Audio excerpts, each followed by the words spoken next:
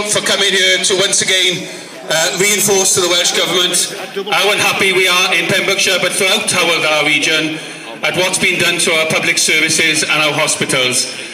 It is unfortunate that 2 minutes ago I picked off the printer in my office a statement from the Welsh Government on the future of maternity services in Wales. Your presence today has at least made the Welsh Government issue a statement. Unfortunately, what it says in the statement you won't like to hear, because it says that reconfiguration must go ahead. I don't think they heard you say no. Say no louder.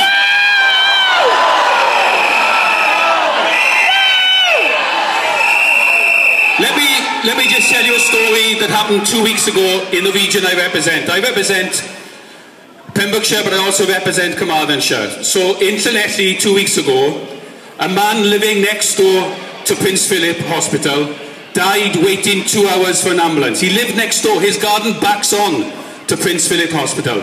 He died with a stroke waiting for an ambulance. Do you know where the ambulance had to come from?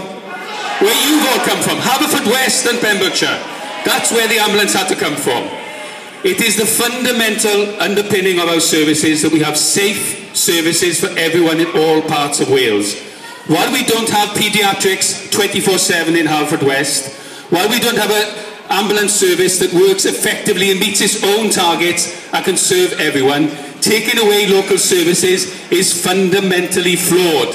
And your presence here today reinforces our arguments in the Chamber that these changes must have a moratorium put on them until we have the full facts presented to us, because Hywel Dda has consistently misled and even lied to the people of the area about the future of services.